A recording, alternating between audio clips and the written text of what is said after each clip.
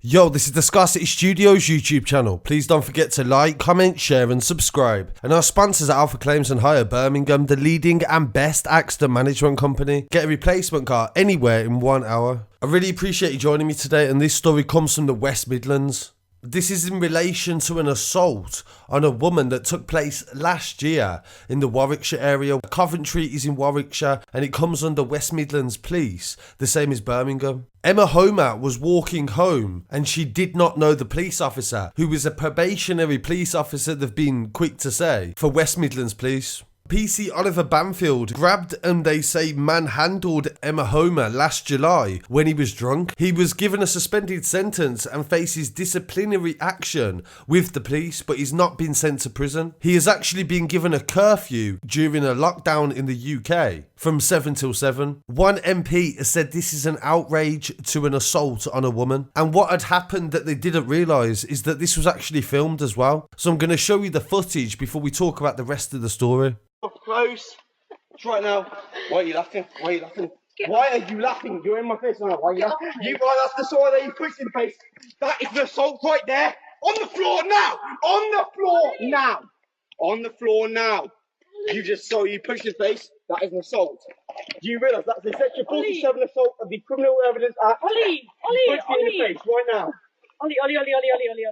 PC Oliver Banfield was caught in 4K choking a woman in a hold that he didn't need to do, and the way that he spoke to her because he didn't like her attitude was very telling as well. He pled guilty to the assault and everybody assumed that he'd be receiving some sort of punishment, and Labour MP Harriet Harman said on Twitter, "This must have been terrifying for the woman and there is no prison sentence." Miss Homer said the attack left her with anxiety, insomnia and stress, and her family said that they were disappointed that Mr. Banfield's sentence did not get any sort of custodial. Another thing to point out as well is there is no mugshot. They didn't release his mugshot. They never do when it's a police officer that has been arrested for a crime. They haven't done this yet with the alleged killer of Sarah Everard, and they have not done this with another case of a police officer that assaulted someone on camera in Birmingham that I'll talk about in a second. He was seen grabbing her and forcing her to the floor during the assault in the early hours of the 26th of July in Bidford-on-Avon in Warwickshire.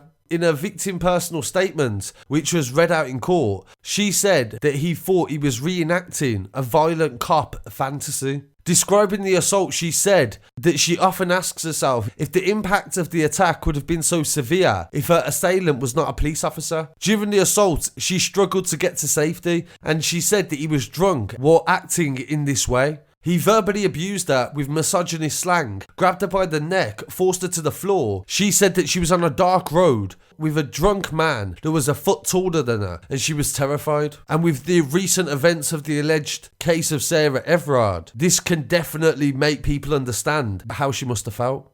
She said that she was confident, relaxed and independent, and she's a wife and mother, and since the attack, she has lived with anxiety.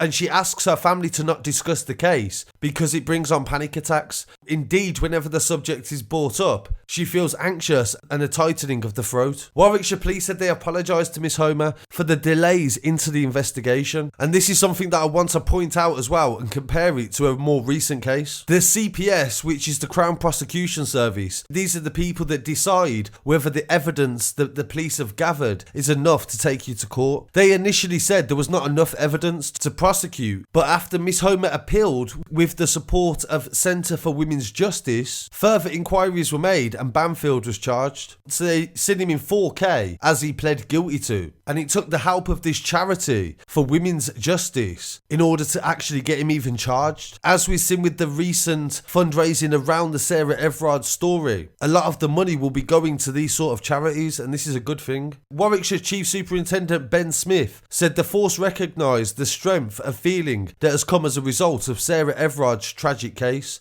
and we understand the concerns relating to violence against women and girls nationally. And I would also like to add violence against women from police officers. He added, "We acknowledge that due to internal process errors, the initial response to the report of the assault was not dealt with swiftly, and there is an apology that has been issued in regards to this." Banfield pled guilty to the beating at a hearing in January, and on Friday he received a 14-week curfew, banning him from leaving his house between 7 o'clock at night and 7 in the morning. He was also ordered to pay £500 compensation to the victim and court costs. Miss Homer's family said the nighttime curfew during lockdown was really not a punishment at all. And criticising the non-custodial sentence, MP Miss Harman said they must review this, and this is proof that women need protection from men.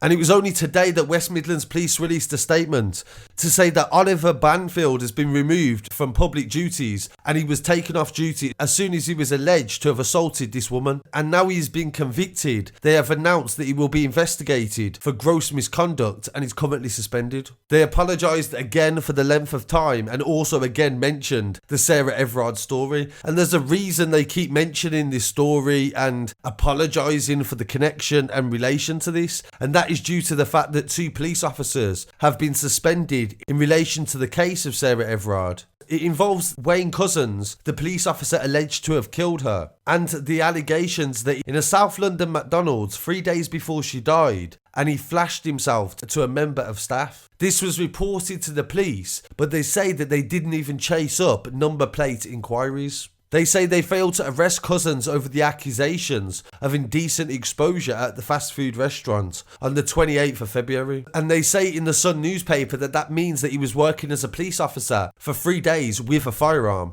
And he was also free to have snatched Sarah from the street, allegedly. Because this is the main thing, the connection is police not investigating violence against women by other officers efficiently. And to be honest, there's a lot of evidence to suggest that violence against women has not been getting investigated full stop. Some crimes in some police forces are a record high for not being investigated at all, let alone violence against women. So I thought that was an interesting similarity to the cases where the CPS originally wasn't going to prosecute this police officer until a woman's charity actually helped them. And in relation to police officers assaulting people, we've been covering these sort of stories on the channel since the very beginning, and we will always do this. Any sort of injustice that we think is occurring, we would definitely come with the facts. We will not try to speculate or talk about something that hasn't happened. We come with evidence, and we did the same in the case of PC Declan Jones. He's currently going to be on trial for allegedly assaulting 3 people in 3 days in Birmingham, and 2 of them was caught on camera. We actually broke one of them stories where he was seen on camera allegedly assaulting a 15-year-old boy in the Newtown area, and he's going to stand trial for that very soon. So in relation to the outcome from this case, it'll be interesting to see what they actually do, and if he does get suspended or does get a custodial sentence. Does this mean that the police can get away with certain levels of violence against the community, even though in this video there is no reason for him to have hurt her? He's considerably bigger than her. She is not assaulting him, and he actually makes up allegations against her which are caught on video. So I really want to hear what people have to say, and we'll definitely follow up with the story in relation to the police officer in Birmingham that is on trial for assaulting 3 people. And we'll be back again very shortly with some more news. Peace.